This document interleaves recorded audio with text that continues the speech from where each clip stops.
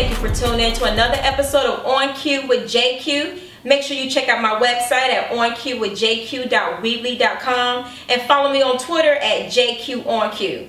Now, today we have for our guest Division I basketball player from the University of Maryland, Dez Wells. How you doing, Dez? I'm fine. How you doing? I'm doing good. Well, thank you for coming by to talk with us. So we're going to jump right into the interview. Now, you're originally from Raleigh, North Carolina, right? Born and raised. Born and raised. So you never lived in any other cities? No. No? I went to school, other cities in high school, but that's it. Okay. Okay. Why did you transfer from Word of God to Hargrave Military Academy? I transferred really to get everything in order for college. You know, I wanted to knock my SATs out. I wanted to get everything out the first time I did it. You know, I didn't want to have to keep going over and over and adding stress to myself by the end of the school year. So I want to do that, and I want to get away from all the distractions from being home. You know, Raleigh's a nice, slow place, but, you know, in the high school, that part, you know, the high school age limit, you know, it's kind of hectic. You know, it's a lot of drama and stuff going on. So I just wanted to separate myself to ultimately better myself, you know, on the court and off the court. I know exactly how you feel. I remember when out of high school, I went to a school in Maryland. I went to Maryland Eastern Shore. And I left there because it was just too many distractions. I could have stayed there, but I didn't want to because I knew if I stayed there, my mom wasn't going to be on basketball. So I definitely know how you feel about that. What are some things that you miss about high school ball? High school, just playing in front of my family every day. You know, practicing, being able to just come home with my mom sometimes and, you know, just laugh and joke with her. But, you know, I mean, as you get older, you gotta get away from the nest. Now, I'm sorry to backtrack, but when you decided to transfer from Word of God to Hargrave, how did you know Hargrave was the place you wanted to go? Like, were you looking at any other? No, my head coach from Word of God, he was connected to the Hargrave head coach, Coach Keats. So Coach Hatcher, who was the coach at Word of God, he knew Coach Keats. He had a history with him, so he asked Coach Keats, you know, if there was a spot open for me, and Coach Keats, he gladly accepted, and he came and watched me play at some camps and things, and he, you know, he offered me a scholarship to come there to participate and, you know, be a part of the team. And Coach Keats is a great guy. I keep in touch with him to this day. You know, he's one of the people that, you know, has really been a positive influence in my life. You know, he's really helped me with anything I needed. He's been there for me. You know, he's always been like a positive, you know, role model in my life. So to this day, you know, he's always been a great guy for me, and Coach Hatchett. Okay. How did the coach from Word of God feel when you decided to leave and transfer to Hargrave? Was it more of the support that you were expecting, or was it just like out of the blue, it was like, why is he, you know? Well, he was actually proud of me because he got an assistant coaching job at St. Justin's College, so he wasn't too mad about it. I don't blame him. Are you close with any of your old high school teammates that you played with? I'm still pretty close with some of them. You know, I keep in touch with them from time to time. You know, everybody has their own schedule right now. You know, and everybody's grown now, so we can't really hang out like we used to back in high school. But I still keep in touch with all my teammates. You know, Bishop to even John. You know, from time to time we may text and talk. You know, so I keep in touch with all of them. Where is Bishop? Now, I haven't been following basketball for that long, but last time I heard he was in Miami. Is he still there? Or no, Bishop actually, he's not at Miami now. He's at a junior college now. Okay. He had to come home. You know, he had some family issues that he had to take care of. You know, but things are really looking up for him. He's going to go to another college this upcoming semester. I thought this upcoming semester he's going to a different college. So. You know, he's doing really well. Well, good luck to you, Bishop. Now, AAU. AAU's a whole different ball game from high school. What would you say is the biggest difference between AAU and high school ball amongst the male athletes, of course? Well, in AAU, you don't play defense. I can just honestly say that. It's not many players that I've seen that are just really want to play. You see my face right now? Yeah. Because I wasn't the best offensive player, but I locked down on defense every single possession. So it's kind of But then again, it's females, you know, to men. So I'm gonna get you back to your answer. So I can say that it wasn't as big of a defensive challenge or offensive challenge, you know, because people really didn't try to play defense on. Hey, it was really just run and gun, you know, get in where you fit and shoot when you can. And who did you play for during AAU? I started off playing with Garner Road, and I went to D1 Sports. Then I went to CP3 All-Stars, where I ended my AAU career. And how long were you at each? Garner Road from 10 and under to about 14 under. Then I went to D1 Sports for about 3 years, from 15 and under to about 15 and under to 15 under, about 16 and under. Got played up a couple years. And then I finished off my career at CP3 All-Stars, where I played my last 2 years. Okay. Now, I know AAU as a whole is more competitive than high schools, besides, you know, people in AAU don't play that much defense. But would you say that the talent was different when you were playing from the Garner Road, and then went to CP3, and then went to, was it D1? D1 Sports. Yeah. Well, they all were really good teams. They all had really good programs, you know. So each one was different in its own way, you know. But D1 Sports was really good. The Garner Road is still really good, and CP3 also, they're really good. But now it's kind of separated, you know. So now it's like the EYBL thing where only the Nike teams can play in it, as opposed to the Adidas teams do their own thing. And so it's kind of different now from when I stopped playing. And I think what I'm trying to ask you is, as far as your competition, like I know Garner Road back in the day when I was playing for them, they were in a different AAU league. I think it was like AAUB or something like that. US AAA or something like that. Did you know that the competition was different, not just your teammates, but the competition that you guys were playing? Yeah, because they went to each program went to different events, you know. So more so where the Nike events where the most competition was. So how did you make your decision coming out of high school, deciding what college you was going to attend? Like, what were some of the things that you were looking for? Well, my mom, she was really worried about the academics. You know, she really didn't care about the basketball aspect of it, you know, because she knew wherever I was going to go, I was going to work hard and do what was necessary for me to be successful on the basketball court. So that was her biggest concern. But with me, I wanted to go to a place where I could fit in, I could come in, I could play right away. You know, so those were the things that I was looking for, and those is why I chose to go to the school that I went to. Now, when you just mentioned that you wanted to go to a school that you knew you was going to play at, I know coming out of high school, I was very self-centered, high ego. I said the same thing, like I'm not going to a school where I'm not going to play.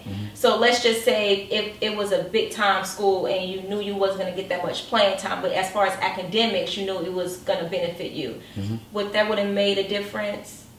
Well, you had to weigh the options, you know, which one is more important, you know, playing right away or, you know, or just playing second fiddle to somebody. So whichever one, for me, if I would be comfortable playing behind somebody, then I would have chosen, you know, a different school. But, you know, I wanted to come in right away, or just be in a position where I could come in and possibly work for a starting shot. You know, so those were the things that really meant a lot to me. Okay. How is it playing for the University of Maryland? Like, how is the crowd during the home games? Did you get a lot of support? Were you kind of nervous of going to a whole new school? I mean, yeah, well, it was difficult. You know, it was difficult, but I was put in that position because that's where I was supposed to be. You know, and I wouldn't, if I could do it all over again, I wouldn't change a thing. You know, I love Maryland. I love everything about it, and the support system. You know, even from the boosters, with how they support us with, you know, with being there for the games, you know, and they're the first ones there and the last ones to leave, you know, so it's a different atmosphere, it's a lot bigger crowd, you know, it's a lot, the city is really behind us, and that's really things that really drive me to choose to go to Maryland. That's the reason why I love it so much. That's good. Well, I heard you doing big things over there. I was just doing some research on you about last week. Leading scorer. What position do you play? Because when I look at you, I automatically think small forward. Yeah, I'm a shooting guard. Shooting guard? Yeah. You play the point guard position? I mean, whatever really they want me to do, I don't really care. You think you can beat me? Nah. No. No. Do you remember seeing me play before? No. Yeah, I remember you. Yeah. Actually, I remember when I was playing for Garner Road. I know your sister, Jasmine. I know her. When I would see you, you used to always have this mean look on your face, and I was scared to speak to you because you was just mean mugging all the time. Yeah. What was it all about? It was probably because my coach, I probably had to run sprints or something. Yeah, I think that's what, he had y'all running like there wasn't no tomorrow. Y'all was running a lot. Yeah. I don't think I still talk to him anymore. But. Oh, okay. So how is it, playing for Coach Mark? What's his coaching style like? Coach Turge, he's a great coach. He's so easygoing. He's so laid back. Nothing really fades him. Nothing really. It's hard to get him out of his element. But he's soft spoken. But he's really passionate about what he does. So he has that kind of aura about himself. When he speaks, you're drawn to listen to him. And he's a great coach. He communicates well. He communicates well with his players, with his coaching staff, and you can tell he really cares. In the college level, that's a thing that I guess it's the last of like a dying breed. Having coaches that aren't there just for the job. They're there because they want to make an impact and make a difference in young men's lives. And that's something that I find in him that's very rare in the college coaching right now. How are your practices? Like, what's your, when school was in, like the moment that you wake up, what was your everyday schedule? Was it the same? During preseason, you would wake up 6 o'clock in the morning and go work out for about 45 minutes. Then come back. You wouldn't have time to really take a nap, so you have to wake up and get ready for class, then practice, then lifting, then whatever you do after that is really your own time. And after that, just wake up and do it over again. What kept you motivated to do the same thing every day? Because I know a lot of kids get to college. They're so hyped to plan for this big time Division I school, but then when they have to put in the work, they don't want to do it. They end up dropping out. So what keeps you motivated? Well, it's easy for me because, my mom wakes up and she goes to a job. If she would have imagined her as a young woman, that wouldn't be what she would be doing right now. So if she can wake up every day for 16, 17 years to do a job that she didn't really want to do, that's not her dream. If I have to wake up and do something that I love each day, my days can't be that hard. If I'm blessed enough to do the thing that I love the most in this world, it's not a job. It's not even busy work. It's just something that I love to do. So she's what keeps me motivated. She's my why. She's why I do the things that I do. She's why I keep going every day. She's why I play so hard. She's why I really give her all and everything I do, because she gave me things that she didn't have. She sacrificed me when I didn't have. So, she's everything to me, and that's really why I keep going. That's good. Now, have you ever played for a coach where you didn't like his coaching style? And you don't have to, name any names or anything like that, but how did you deal with that? Playing for a coach that you didn't really... Well, you just have to realize what you're there for. You're not there for him. You're there for basketball. You're there to do a job. And once you get to a certain point, basketball becomes a job. So if the ones that really have a love for it and just they don't really care about all the work that they have to do to be the best that they can be, then I guess that's when you have something special.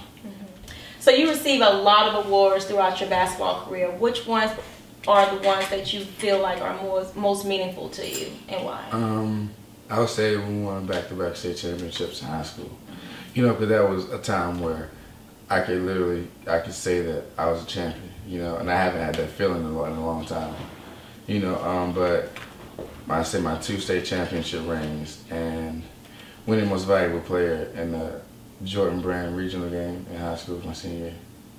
So those two were those were times where I could really say that I separated myself. I was head and shoulders, I guess, better than everybody I was with.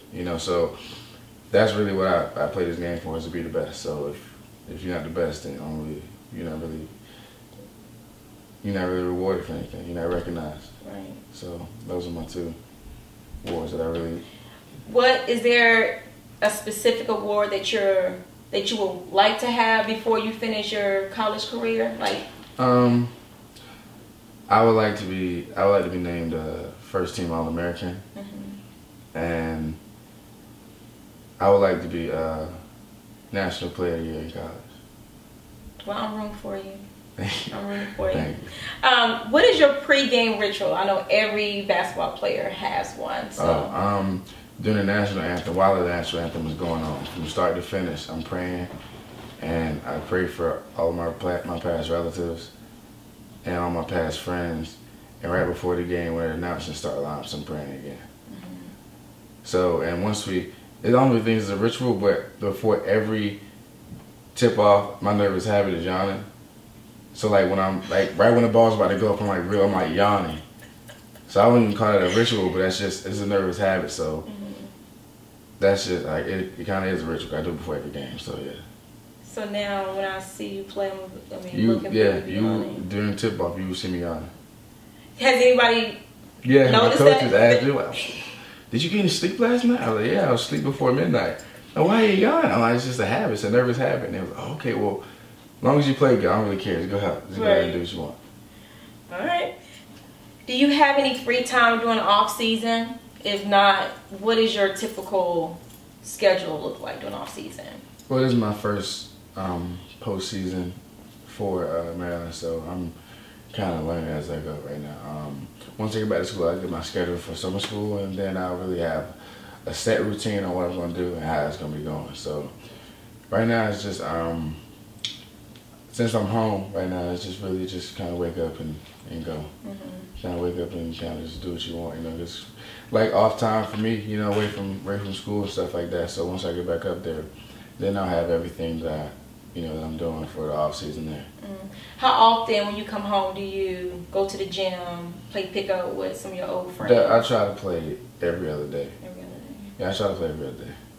So is it good coming back home and being able to see old teammates and y'all get together and it's get it in? It's good, because everybody comes back and it's kind of like, well, I can do this now. Well, I can do this now. So it's kind of like you're trying to show each other how much better we've gotten and, just really competing. Now, if the NBA had called you or wanted you to enter the draft after your junior year, would you stay or would you go? I haven't really given that much thought. I don't know. I'm not really sure. Really? They haven't given much thought to that. I don't know. Really, that answer, I would have to really see what my mom thinks. I like that answer. I have to see what my mom thinks, what she feels. If she wants me to stay and get my degree, then I don't really think I have a say in the matter. But if she wouldn't mind and I felt like the time was right and I had a good enough year, then I feel like I would go and test the waters and see how, where I would land in the draft and see how good I feel like I can get or how good I can be at the next level. Well, listen to your mama because mama knows best. Trust me. When you're not at the gym, what are you doing in your free time? Watching TV and laying down. That's it? That's all I do. You have no hobbies? No, I mean, I like going to the movies. Okay. I like going to the movies, but most of the time, I'm just watching TV, and I have like every movie channel, and I love watching TV. I love watching movies, so it's like watching movies. I'm into bowling and things like that.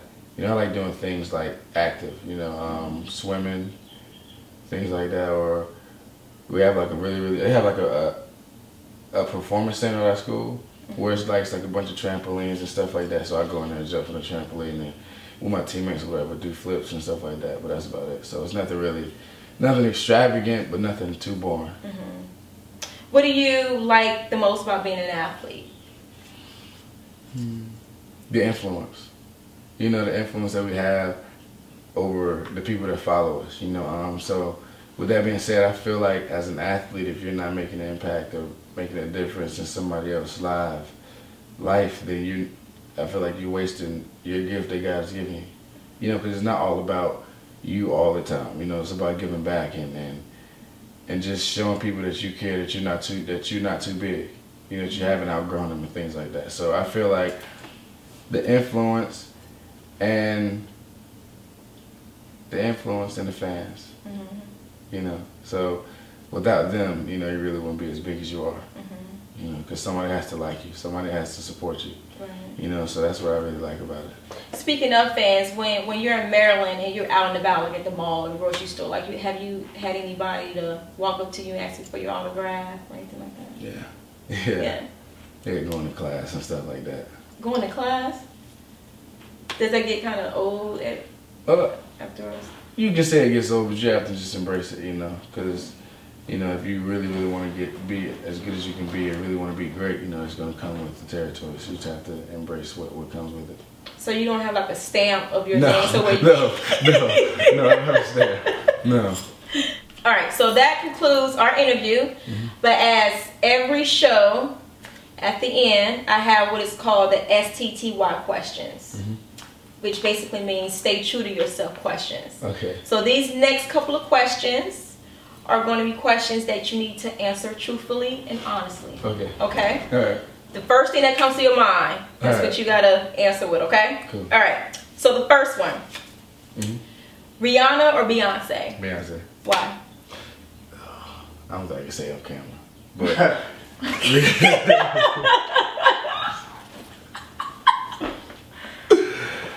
no, it's nothing like that. I think Rihanna has gotten around a lot.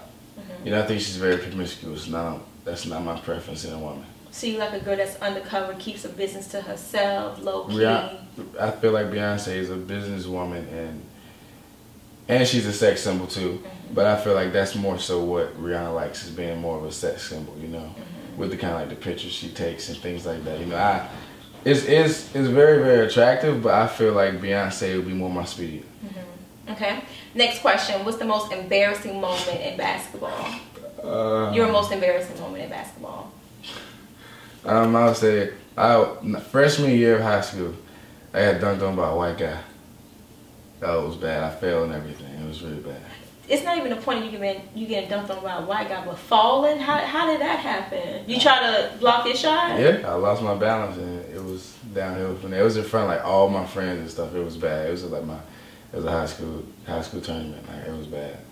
Did people pick on you after? Yeah. For how long? A couple months. Couple of months? Yeah, a couple months. It was about it. Okay. All right. As far as girls' preferences, do you prefer to have a girl with long hair or short hair, and why? Natural hair. Naturally long, naturally short, whatever works for her. So no weave? I'm not, I'm not gonna say I don't prefer weaves, because I have a weave in my head and I don't see nothing wrong with it. Yeah, okay. No, I don't think there's anything wrong with weave. Alright, last question. Would you rather be ugly and rich or good looking and poor? Well, I wouldn't say I'm the best looking guy right now, but I feel like I'm pretty attractive and I don't have any money, so I think I'd rather be good looking and poor. Alright, Dez, thank you for coming by, talking with us. Good luck this season. I'll be watching you, making sure you ain't yawning before tip off. Is there anything else you want to say before we close? No, just thank you for having me. You're welcome. Thank you for coming by again. You just don't know. You kind of freaked me out earlier when you was like, "We're doing this over the phone." I was like, "No, you need to come here to the house to do the interview." So, again, thank you, and I wish you the best of luck. If you want to appear on my show, make sure you check out my website at oncuewithjq.weebly.com. And as always, stay true to yourself. It's JQ, and I'm out. Hey, what's up, everybody? My next guest would be a local female hip-hop artist by the name of Kizzy Crew. She lets us in on some of her upcoming projects and the inside scoop on how she all got started. So you will want to check that out. You can find it either on my website or on YouTube. In the meantime, stay true to yourself. It's your girl JQ, and I'm out.